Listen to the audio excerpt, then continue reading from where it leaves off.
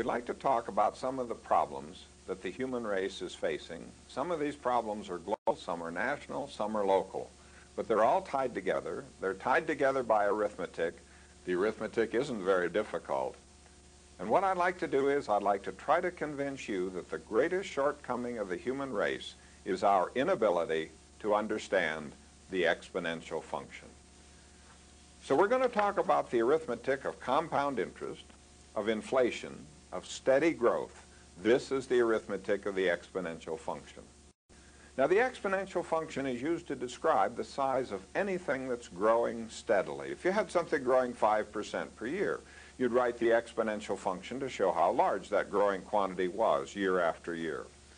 And so we're talking about a situation where the time that's required for the growing quantity to increase by a fixed fraction is a constant. 5% per year, the 5% is a fixed fraction, the per year is a fixed length of time. Now that's what we want to talk about, ordinary, steady growth. Well, if it takes a fixed length of time to grow 5%, it follows it takes a longer fixed length of time to grow 100%. Now the longer time is called the doubling time. We need to know how you calculate the doubling time, and fortunately it's easy. You just take the number 70, divide it by the percent growth per unit time, and that gives you the doubling time. And so our example of 5% per year, when you divide the 5 into 70, you find that growing quantity will double in size every 14 years. Now you might ask, well, where did the 70 come from? The answer is it's approximately 100 multiplied by the natural logarithm of 2. If you wanted the time to triple, you'd use the natural logarithm of 3. So you can see it's very logical, but it's not important to remember so much where it came from. It's important to remember 70. Now, I wish we could get every person to make this mental calculation every time we see a percent growth rate of anything in a news story. For example, if you saw a story that said things had been growing 8.7% per year for several recent years, you wouldn't bat an eyelash. But when you see a headline that says the prison population could double in 8 years, you say, well, my heavens, what's happening? And the answer is 8.7% growth per year. Notice when you express it as a percent, most people don't have any real understanding what it means after 1 year. But express it in terms of doubling, people begin to understand. And the journalists use this all the time. State court appeals double in a decade. Well, what's the growth rate that gives you doubling in a decade? You take that number 70, divide it by the 10 of the decade, you get 7. 7% per year gives you doubling every decade. But could you write a headline saying state court appeals growing 7% per year? That wouldn't get anyone's attention. If you want to get people's attention, you have to talk about doubling. And I think it's very important that we convert every percent growth rate we see in any news story, convert it into a doubling time so we can get an appreciation of what's happening. But now, do you really know what 7% per year means?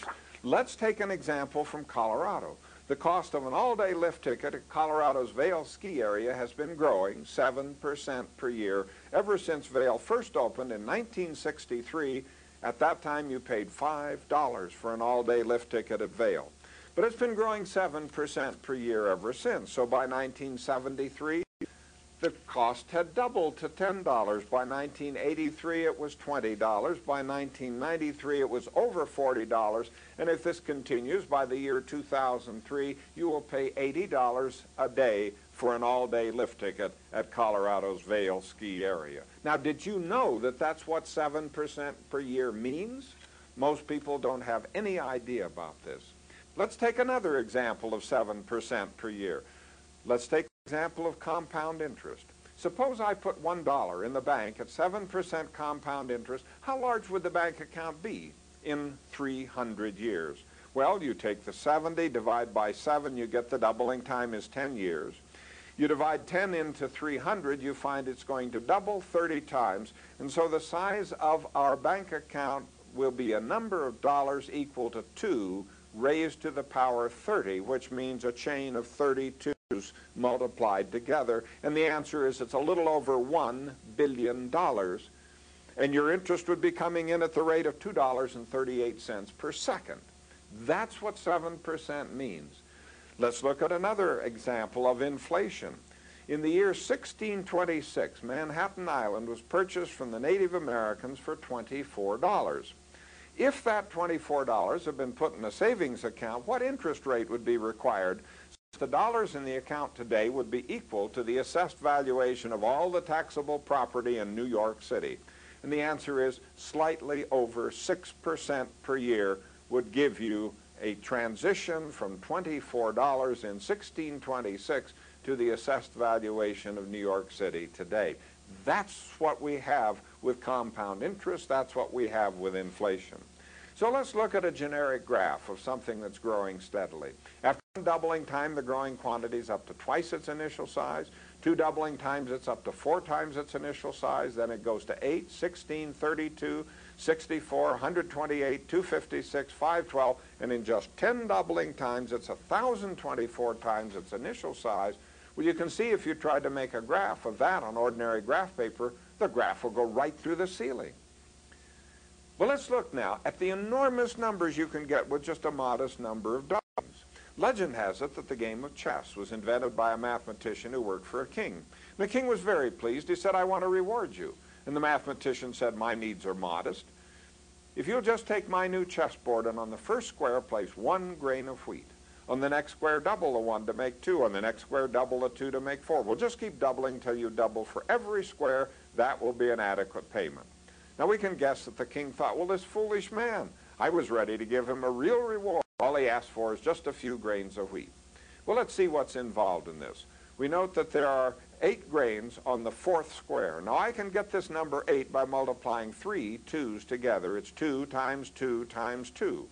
It's 1 2 less than the number of the square. Now that follows in each case. So on the last square, we'd find the number of grains by multiplying 63 2's together. Now let's look at the way the totals build up. When we have 1 grain on the first square, the total on the board is 1. We add 2 grains, that makes a total 3. We put on 4 grains, now the total is 7. Well, 7 is a grain less than 8. It's a grain less than 3 2's multiplied together. 15 is a grain less than 4 2's multiplied together. Well, that continues in each case. So when we're done, the total number of grains will be 1 grain less than the number I get multiplying 64 2's together. And my question is, well, how much wheat is that? You know, would that be a nice pile here in the studio? Would it fill the building? Would it cover the county to a depth of 2 meters? How much wheat are we talking about? The answer is it's roughly 400 times the 1990 worldwide harvest of wheat. That could be more wheat than humans have harvested in the entire history of this earth. And you say, well, how did you get such a big number? And the answer is, it was simple. We just started with 1 grain, but we let the number grow steadily till it had doubled a mere 63 times. Now there's something else very important. We should note that the growth in any doubling time is greater than the total of all of the preceding growth. For example, when we put 8 grains on the 4th square, the 8 is larger than the total of 7 that were already on the board. When we put 32 grains on the 6th square, the 32 is larger than the total of 31 that were already on the board. Every time the growing quantity doubles, it takes more than all that you'd used before. Now let's translate that into the energy crisis. It's an ad from the year 1975. It asks the question, could America run out of electricity? America depends on electricity. Our need for electricity actually doubles every 10 or 12 years. Now that's an accurate reflection of a very long history of steady growth of the electric industry in the United States. Growth at a rate of around 7% per year, which gives you doubling every 10 years. Now, with all that history, they expected the growth would go on forever. Now, fortunately, it stopped. Not because anyone understood this arithmetic, it stopped for other reasons. But let's ask, what if? Suppose the growth had continued. Then we would see here the thing we just saw on the chessboard. In the decade following the appearance of this ad, in that 10 years, the amount of electrical energy we would have consumed in this country would have been greater than the total of all of the electrical energy we had ever used in the entire preceding history of our nation. Now, did you realize that anything is completely acceptable, a 7% growth per year, could give such an incredible consequence in such a modest period of time? Now, that's exactly what President Carter was referring to in his speech on energy. One of his statements was this. He said, and in each of those decades, more oil was consumed than in all of mankind's previous history. Now, by itself, that is a stunning statement. But now you can understand it. The president was telling us a simple consequence of arithmetic of 7% growth each year in world oil consumption, and that was the historic figure up until the 1970s. Now, there's another beautiful consequence of this arithmetic. If you take 70 years as a period of time, and note that that's roughly one human lifetime, then any percent growth continued steadily for 70 years gives you an overall increase by a factor that's very easy to calculate. For example, 4% per year, you find the factor by multiplying 4 2's together. It's a factor of 16. Now, a few years ago, one of the newspapers here in Boulder, Colorado, quizzed the 9 members of our Boulder City Council and asked them, what rate of growth of Boulder's population do you think it would be good to have in the coming years? Now, the 9 members of the Boulder City Council gave answers ranging from a low of 1% per year. Now, that happens to match the present rate of growth of the population of the United States. We are not at zero population growth.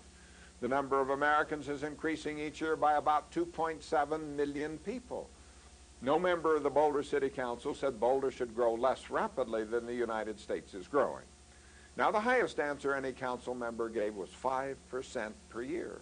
Well, you know, I felt compelled. I had to write them a letter and say, did you know that 5% per year for just 70 years, and you know, I can remember when 70 years used to seem like an awful long time, but it doesn't seem so long to me now. Well, that means Boulder's population would increase by a factor of 32.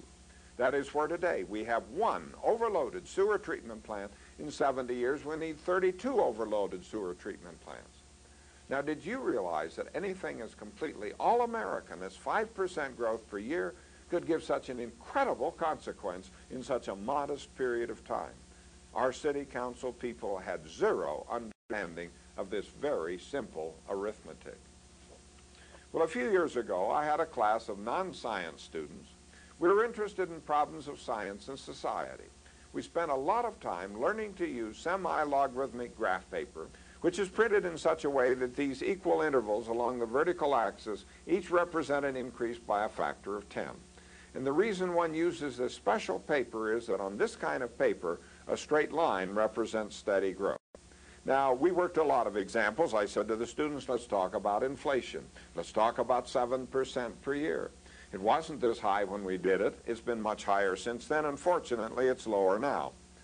And I told the students, you have about 60 years life expectancy ahead of you. Let's see what some common things will cost if we have 60 years of 7% annual inflation.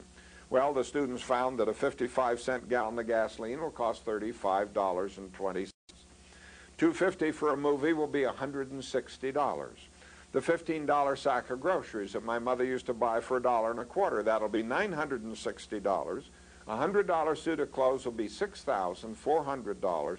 A $4,000 automobile will be $250,000, and a $45,000 home will be nearly $3 million. Well, I gave the students these data. These came from a Blue Cross Blue Shield ad that appeared in Newsweek magazine. And the ad gave these figures to show the cost escalation of gallbladder surgery. In the year since 1950, when that surgery cost $351. And I said, make a semi-logarithmic plot. Let's see what's happening. The students found that the first 4 points lined up on a straight line whose slope indicated 6% inflation per year, but the 4th, 5th, and 6th were on a steeper line, almost 10% inflation per year. Well, then I said, run this steep line out to the year 2000. Let's get an idea what gallbladder surgery might cost. And the answer is $25,000. Now, the lesson there is awfully clear. If you're thinking about gallbladder surgery, do it now. In the summer of 1986, the news reports indicated that the world population had reached the number 5 billion people, growing at the rate of 1.7% per year. Now, your reaction to 1.7 might be to say, well, that's so small, nothing bad could ever happen at 1.7% per year. Well, then you calculate the doubling time, you find it's only 41 years. So I can tell young people in college today, I can say before you are my age, it's most likely the world population will double. And if you want to grasp what that means, think of food. In Scientific American, we read that world food production will have to increase threefold in the next 40 years to meet the needs of an estimated 9 billion people. And if you enjoy doing arithmetic, you can calculate that if this modest 1.7% per year continued unchanged in the future, the world population would grow to a density of 1 person per square meter on the dry land surface of the Earth in just 600 years, and the mass of people would equal the mass of the Earth in just 1,800 years. Now, we can smile at those. We know they didn't happen. This one makes for a cute cartoon. The caption says, "Excuse me, sir, but I am prepared to make you a rather attractive offer for your square." Now, there's a very profound lesson in that cartoon. The lesson is that zero population growth is going to happen. Now, we can debate whether we like zero population growth or don't like it. It's going to happen, whether we debate it or not, whether we like it or not. It's absolutely certain. People could not live at that density on the dry land surface of the Earth.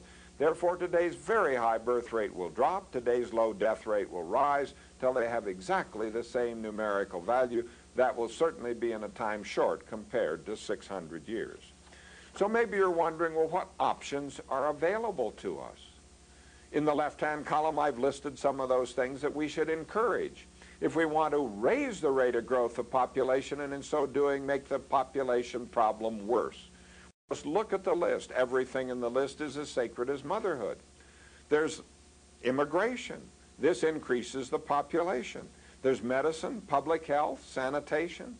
These are all devoted to the humane goals of lowering the death rate, and that's very important to me if it's my death they're lowering. But then I have to realize that anything that just lowers the death rate makes the population problem worse. There's peace, law and order. Scientific agriculture has lowered the death rate due to famine. That just makes the population problem worse. The 55-mile-an-hour speed limit saved thousands of lives. That makes the population problem worse. Clean air makes it worse. Now, in the right-hand column are some of the things that we should encourage if we want to lower the rate of growth of population, and in so doing help solve the population problem. Well, there's contraception, abortion, small families, stop immigration, there's disease, war, murder, famine, accidents. Now, smoking clearly raises the death rate. Now, that helps solve the problem.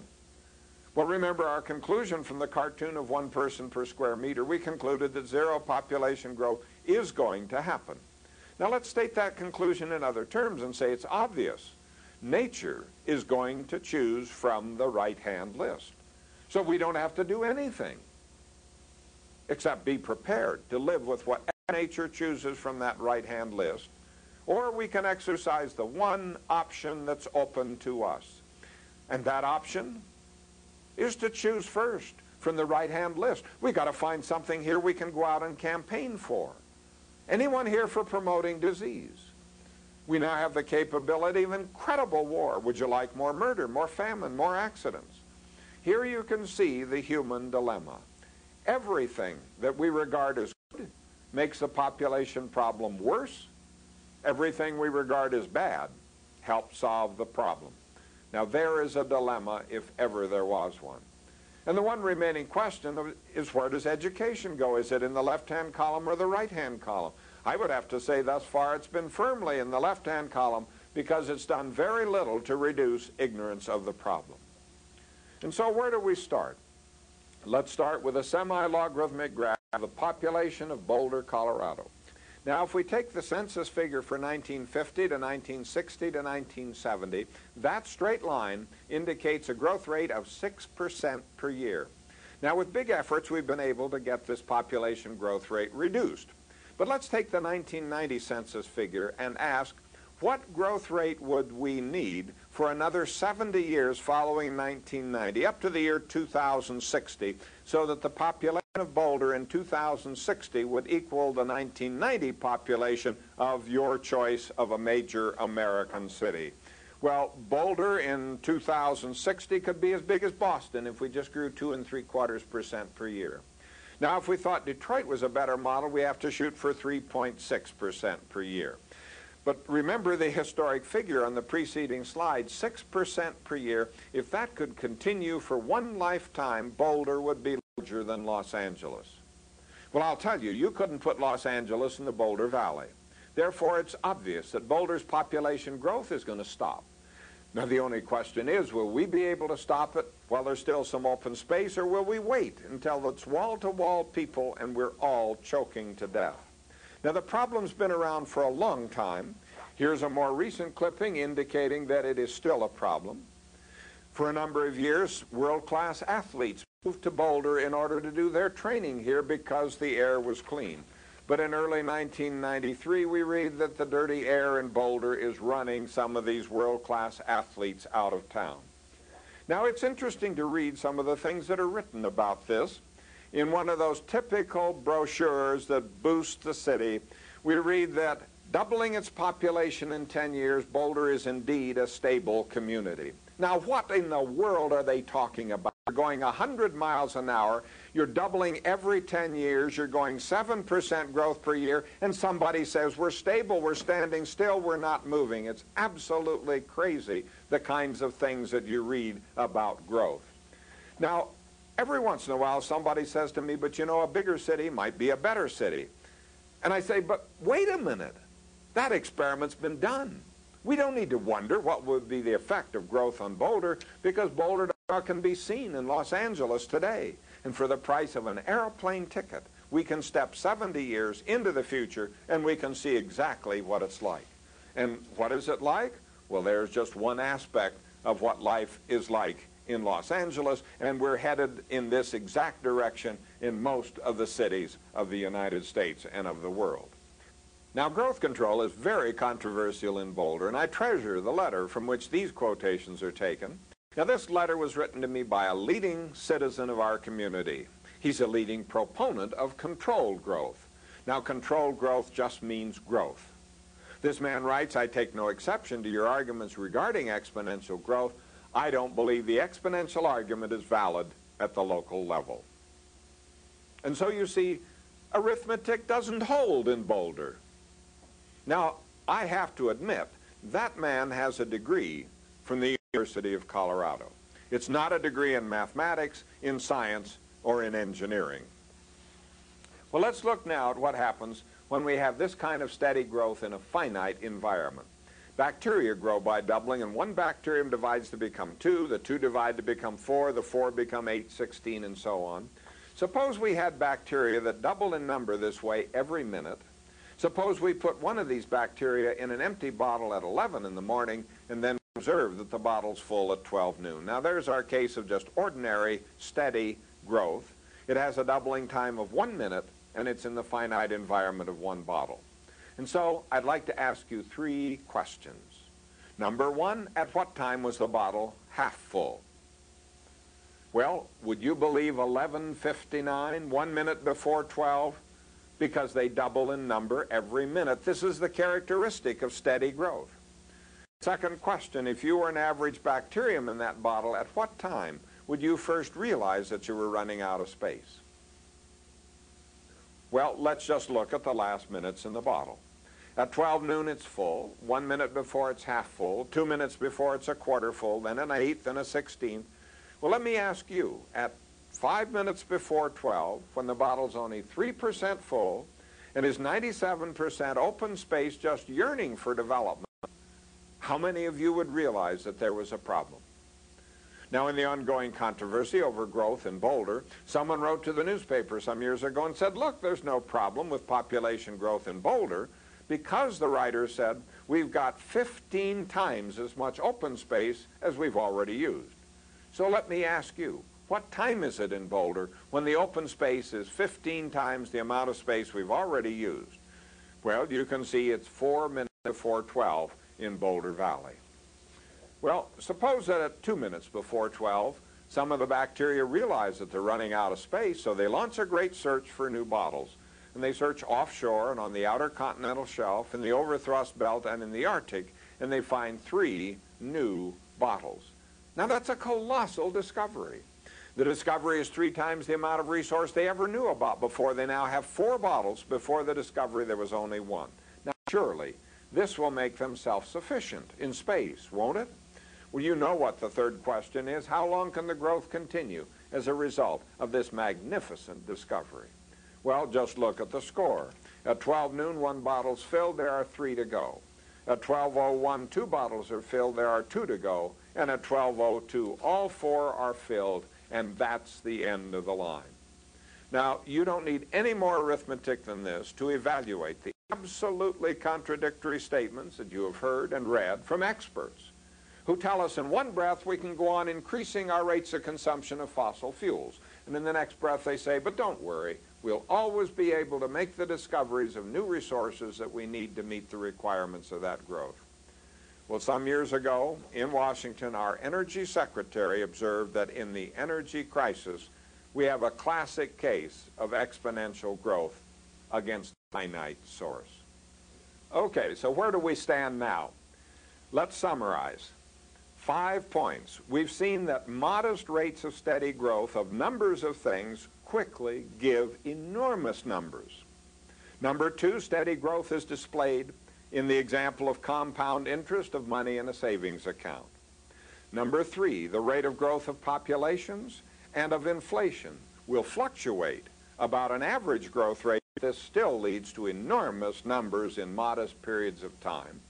Steady growth of the rate of consumption of a non-renewable resource leads to very quick expiration of the resource. And number 5, most people have little or no idea about these effects of steady growth. In this part, we've seen that steady growth of numbers of things quickly lead to enormous numbers. And we've seen that if you have steady growth in the rate of consumption of a finite resource, that the expiration time comes very, very quickly. In part 2, we want to carry this over and apply it to the Earth's finite reserves of several fossil fuels, to such things as petroleum and coal, so that we can see what lies ahead for our energy-intensive global society.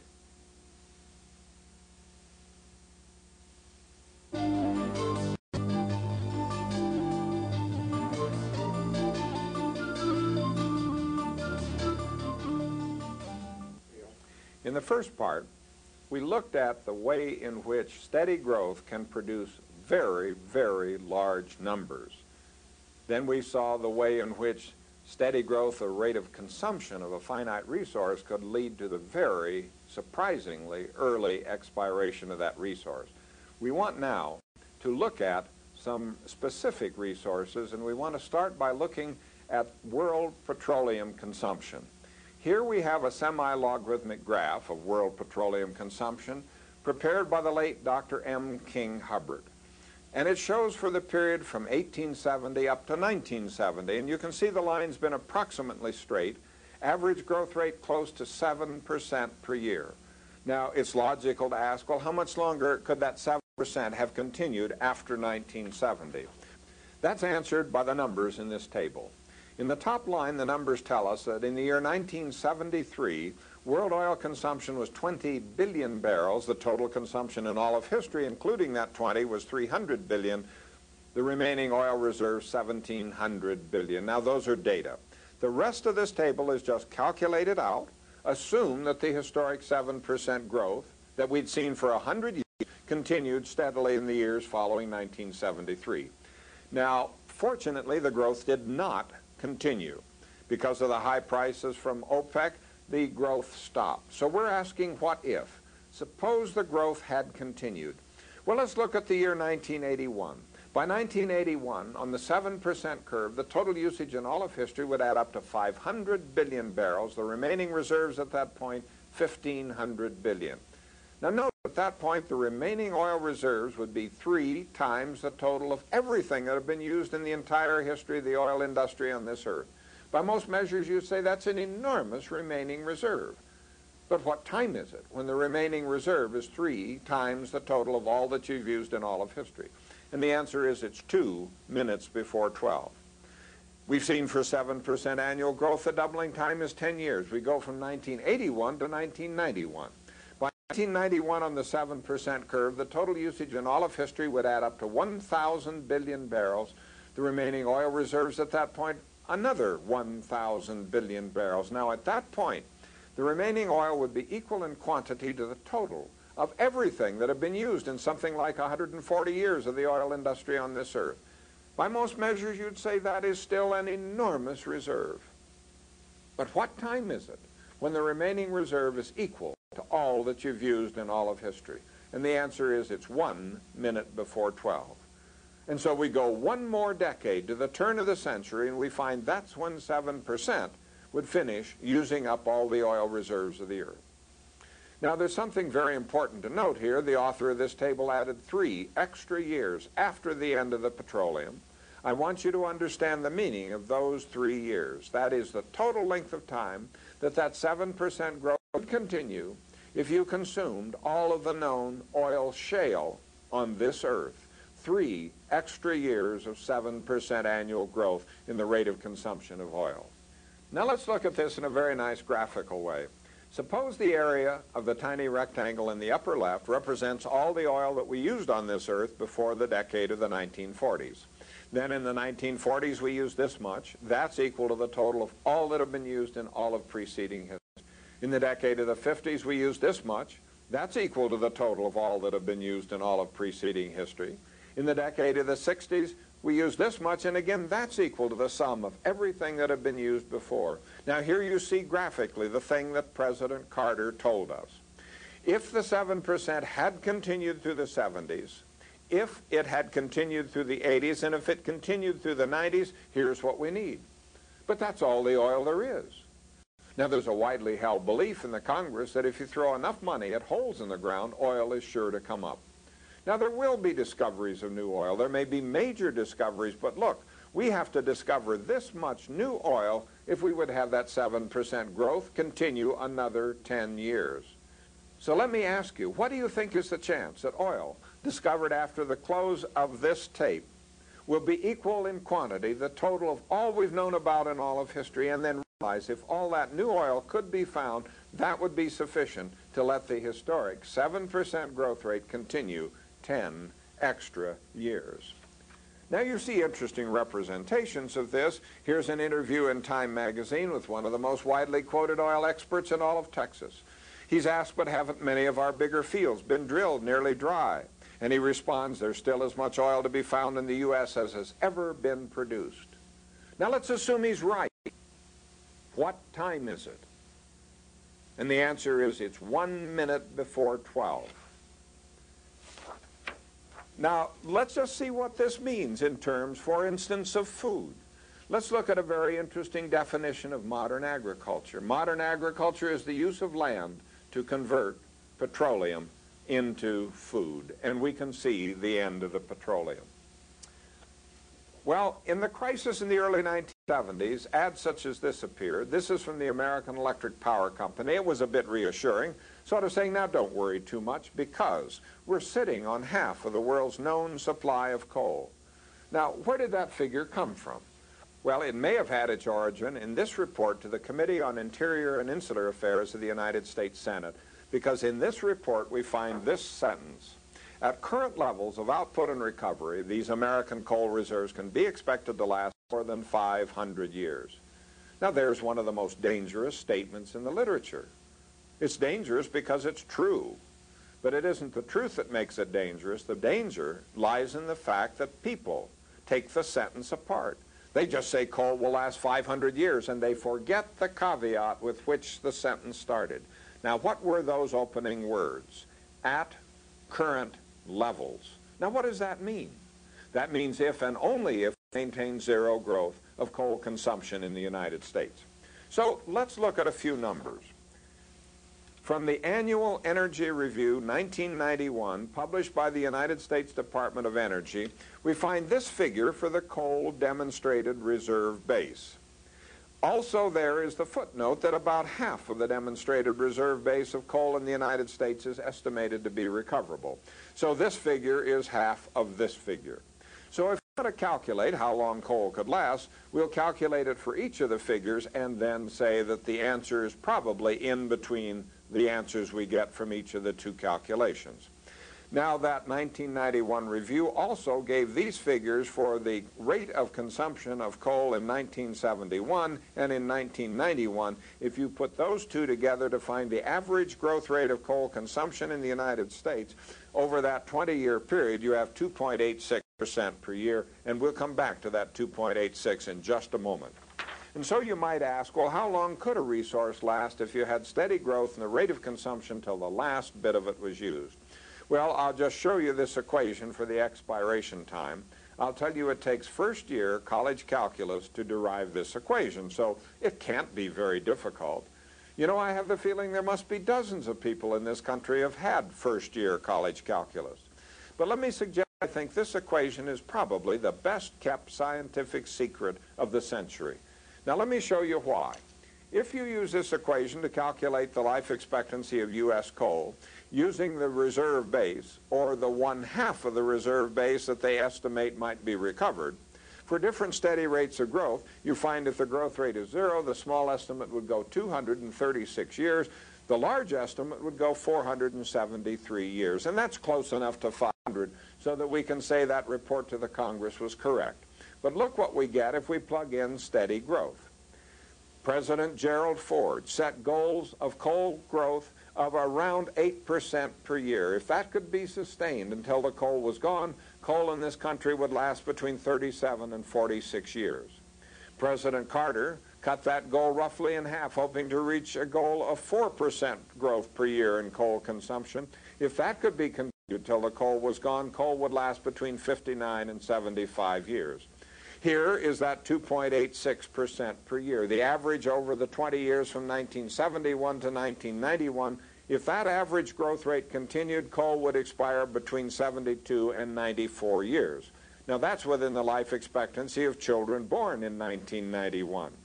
The only way we're going to get anywhere near 500 years worth of coal is to have 0 growth and to plan to use essentially all of the coal. Now, let's look at the history of coal consumption in the United States. Here, from the work of the late Dr. M. King Hubbard, we have the semi-logarithmic graph of U.S. coal consumption. From the close of the American Civil War to about the year 1910, coal consumption grew steadily, almost 6.7% per year. Then, as we switched to liquid petroleum and natural gas, we experienced 0 growth of coal production for a period of 60 years. This straight line represents the average growth rate of coal consumption for the period 1971 to 1991. Now, the interesting question to ask is, how long could we continue if we start with the 1991 figure and continued on a 6.7% growth curve? And the answer is coal in this country would run out in 52 years. And so the calculated expiration times and the graph showing the history of coal mining in the United States, these are representations of facts.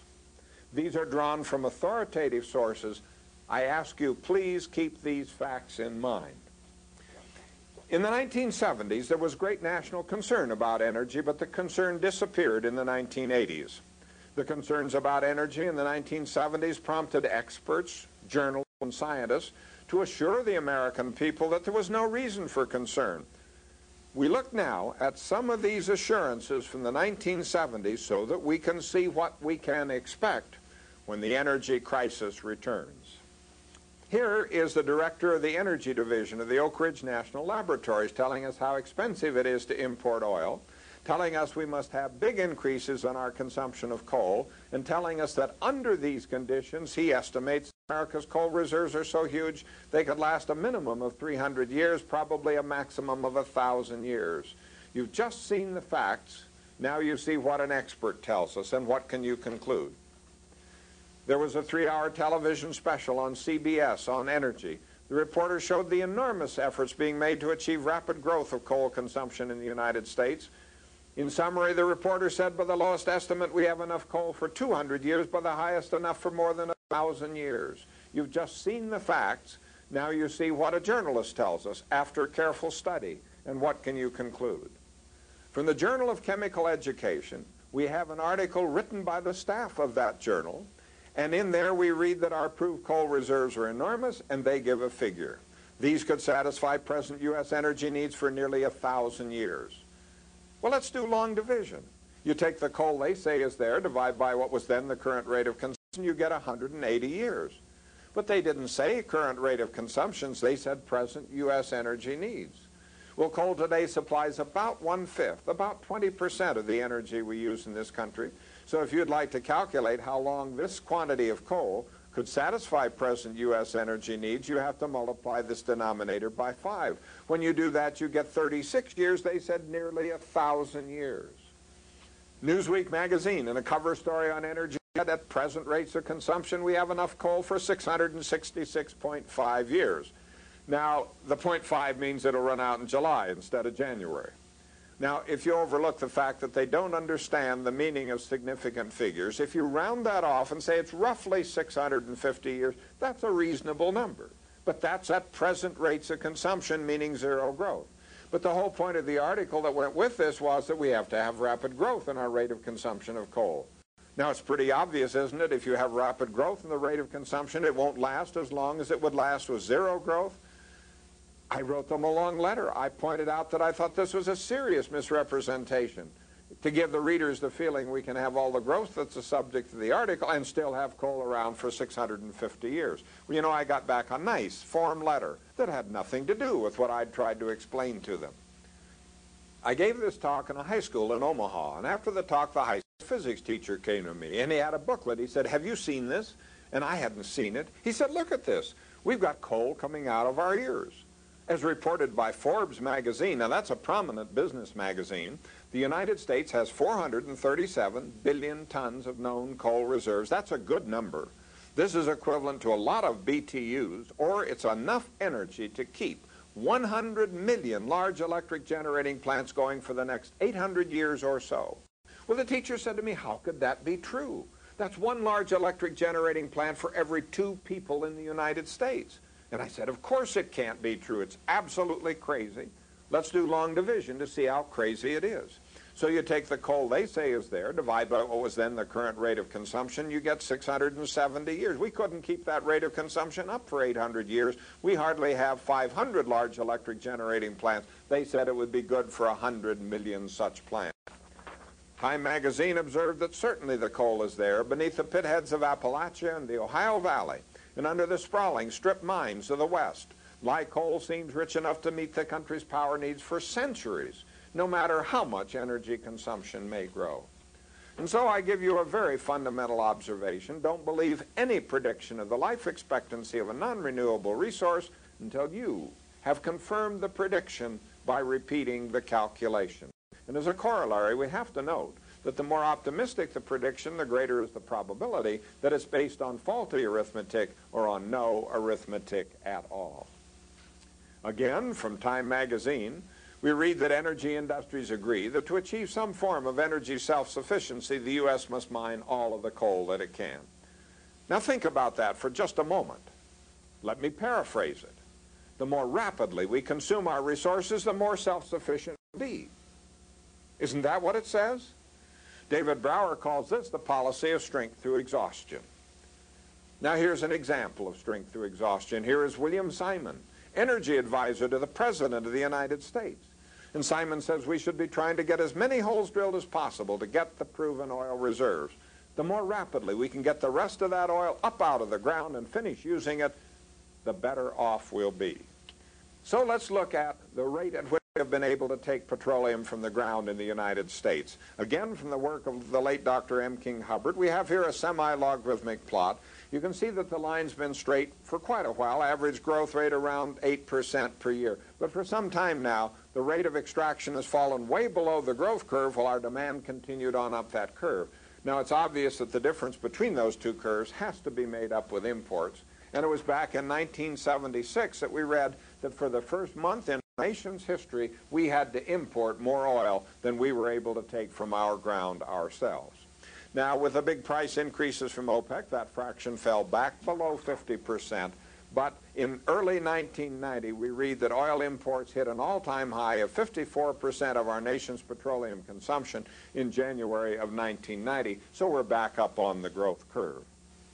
Now, maybe you're wondering if it makes any sense to imagine that we could have steady growth in the consumption of a resource till the last bit of it was used, and then the rate of consumption would plunge abruptly to zero. And I say, no, that does not make sense. And you say, well, then why bother us with the calculation of this expiration time? My answer is this. Every segment of our society, our business leaders, government leaders, industrial leaders, political leaders at the local, state, and national level, everyone aspires to maintain a society in which all measures of material consumption continue to grow steadily year after year after year, world without end. Now, since that is so central to everything we do, we ought to know where it would lead. On the other hand, we should recognize that there is a better model. The late Dr. Hubbard studied the rate of consumption of resources that have already expired. He found, yes, there is an early period of steady growth in the rate of consumption, but then the rate goes through a maximum and comes back down in a nice symmetric bell-shaped curve. And when he fits that curve to the data on U.S. oil consumption, he finds that today we're right here. We've used more than half of the recoverable oil that was ever in the ground in the United States. Now, that's roughly what that Texas expert said. Now let's see what it means. It means that from now on, the rate of extraction of oil from the ground in the United States can only go steadily downhill, and it's downhill all the rest of the way, and it doesn't matter what they say inside the Beltway in Washington, D.C. Now, it means we could work hard and put bumps on the downhill side of the curve. You'll see there are bumps on the uphill side.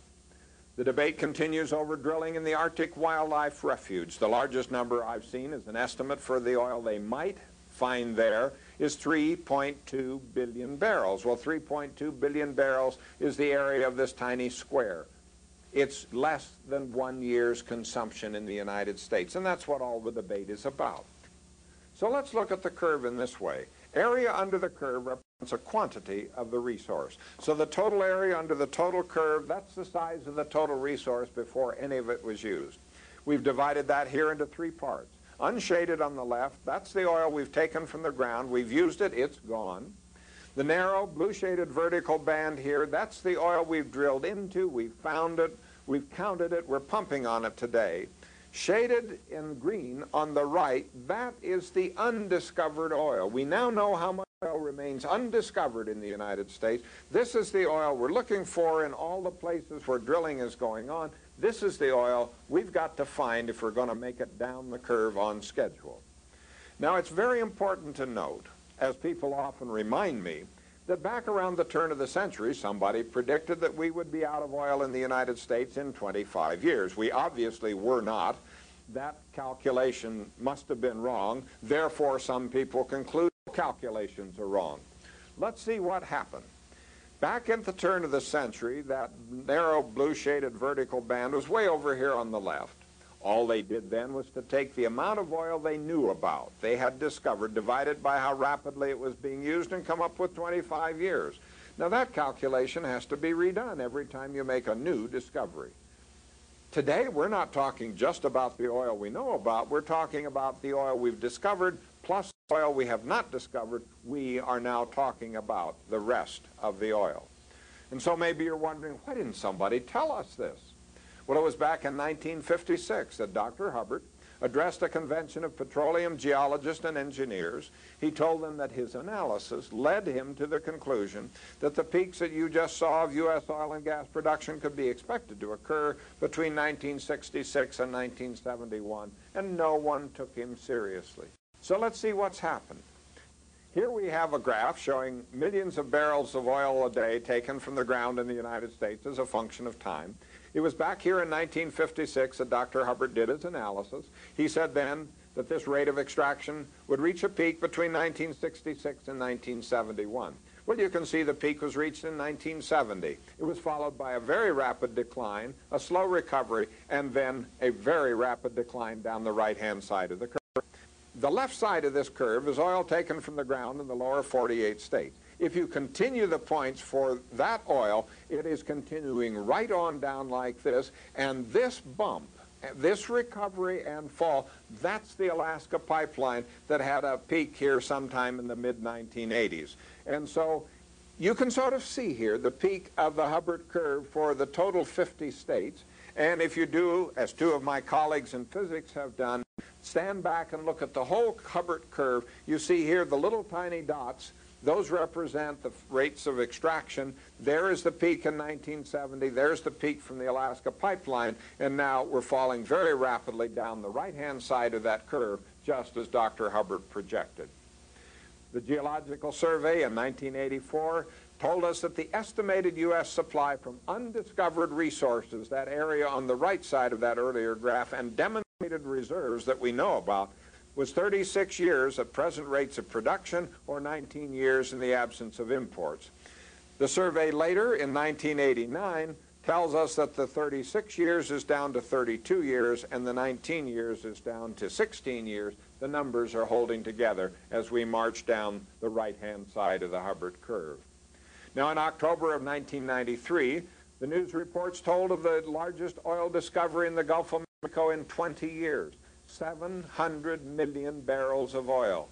How long would that last in the United States? Do the long division, 42 days worth of consumption in the United States. Let's look at the global situation. In 1972, Dr. Hubbard made this projection of the global rate of extraction of oil. He predicted that the maximum rate of extraction would be reached before the year 2000. I have talked with geologists, and they think it's going to be a little bit later than Dr. Hubbard had projected. They think the latest it could possibly be is the year 2020, but most likely it'll be before the year 2010. Here we see a graph of the actual consumption of oil on a global scale. You can see the early period curves up. That's a period of steady growth that we had for over 100 years. You can see the first oil price shock and the second oil price shock as OPEC raised their oil prices. When you look at this curve, you cannot tell for sure whether we have yet reached the maximum or where the maximum will likely be. It's interesting to look at what's reported here in one of the world oil journals. They tell us that genuine new discoveries of oil over the past decade, which is from 1984 to 1994, has averaged 8.6 billion barrels a year compared to consumption of almost 26 billion barrels a year, consumption running 3 times the rate of discovery. But compare that now with what we read in Popular Science in October of '93. They say that instead the discoveries of petroleum reserves continued to outstrip increases in demand, keeping prices low. Exactly the opposite in these two presentations. Only one of them can be correct.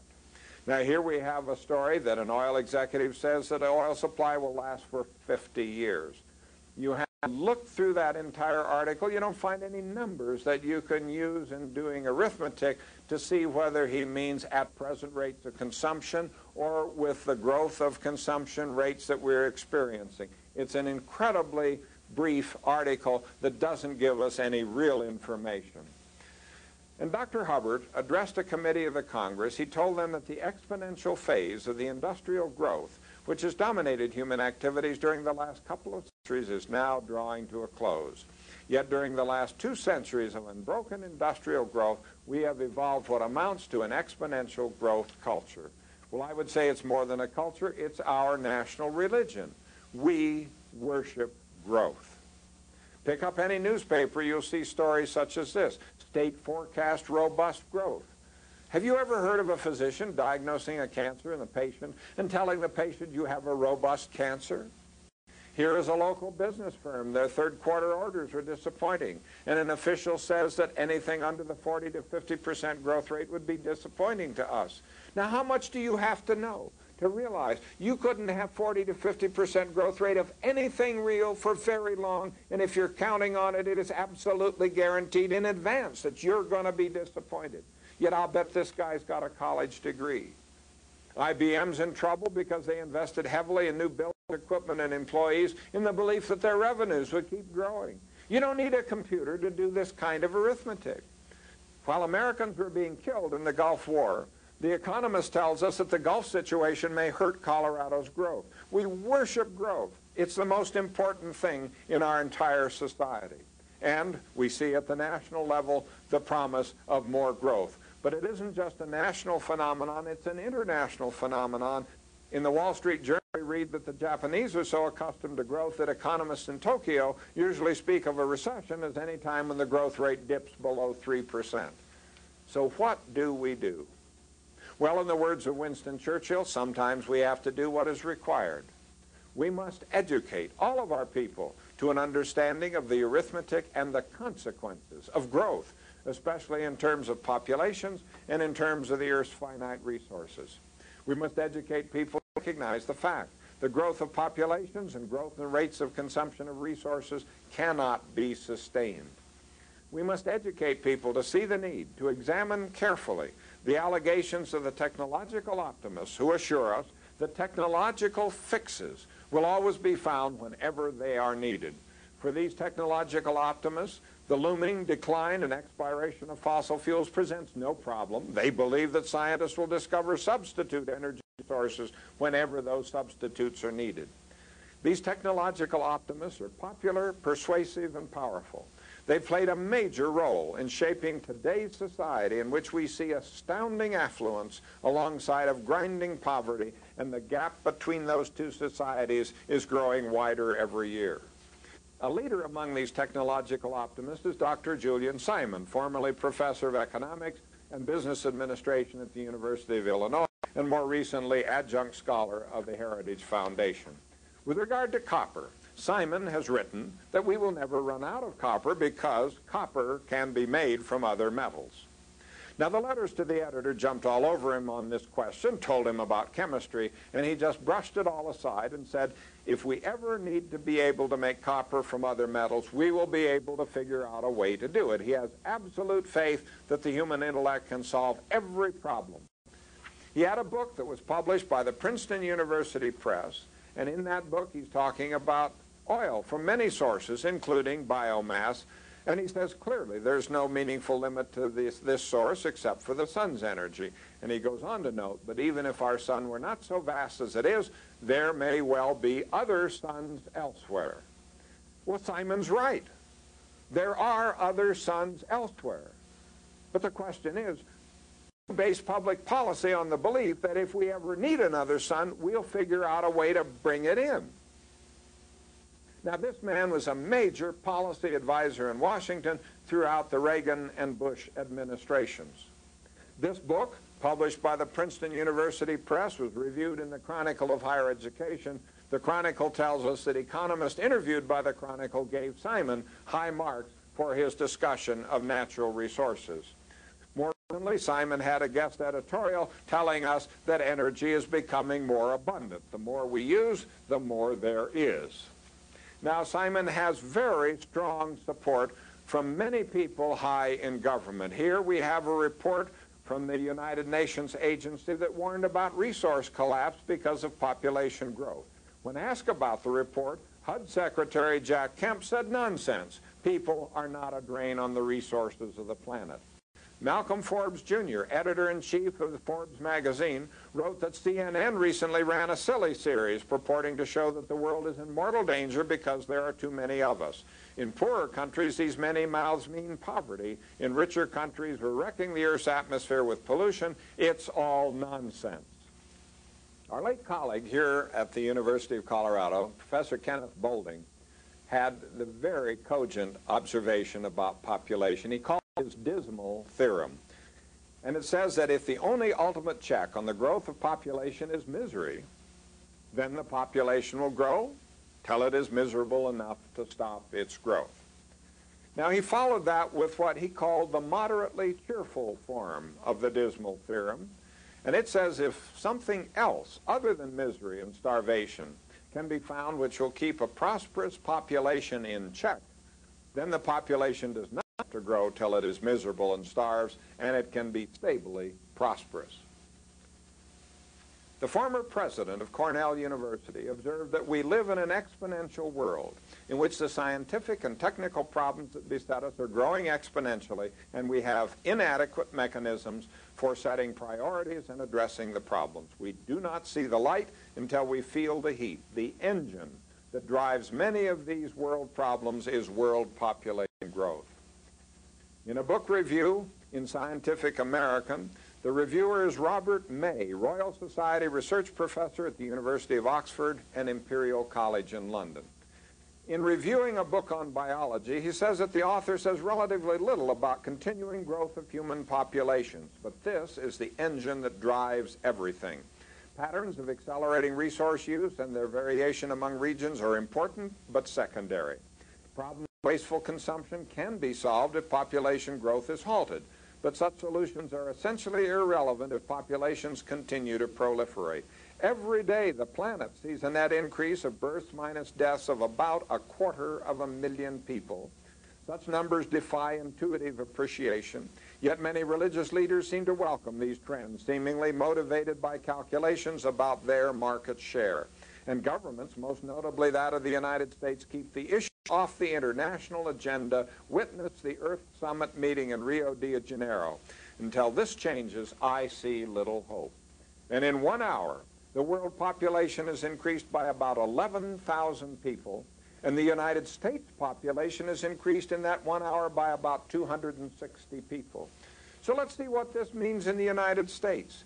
From July 1 of 92 to 93, the U.S. Census Bureau estimated that the U.S. population increased in that 12 months by 2.7 million people. Now let's make a guess. Let's guess that a third of those people need jobs. Now it could be a half, it could be a quarter, I don't know. But if a third of those need jobs, we've got to create 900,000 new jobs a year before there's any reduction in the number of people out of work. And jobs aren't a problem just in the United States. In early 1994, we read that the world faces the worst employment crisis in 60 years. Bill Moyers interviewed Isaac Asimov, the great science writer, and asked him what happens to the idea of the dignity of the human species if this population growth continues at its present rate. And Asimov answered, it will be completely destroyed. I like to use what I call my bathroom metaphor. If two people live in an apartment and there are two bathrooms, then both have the freedom of the bathroom. You can go to the bathroom anytime you want, as long as you want to do whatever you need. And everyone believes in freedom of the bathroom. It should be right here in the Constitution. But if you have 20 people in the apartment and two bathrooms, no matter how much every person believes in freedom of the bathroom, there is no such thing. You have to set up times for each person. You have to bang on the door, aren't you through yet, and so on. In the same way, democracy cannot survive overpopulation. Human dignity cannot survive it. Convenience and decency cannot survive it. As you put more and more people into the world, the value of life not only declines, it disappears. It doesn't matter if someone dies. The more people there are, the less one individual matters.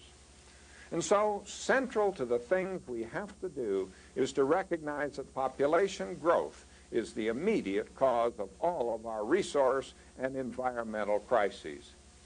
But in spite of all these facts, there is movement to say that we should not worry about numbers of people. In the report of the World Commission on Environment and Development that appears in the book called Our Common Future, we read that the issue is not just numbers of people, but how those numbers relate to available resources. And so this is part of a movement to say, don't worry about numbers. We have to worry about other very important things, such as equity and equality. The other things are important, but we can't have the resources to do anything about those other things if we don't first look at population and look at numbers. We need to be reminded of the words of Aldous Huxley. He observed that facts do not cease to exist because they are ignored. And I might add, or because they are denied. Now, the things I tell you are not predictions of the future. I'm only reporting facts and the results of some very simple arithmetic.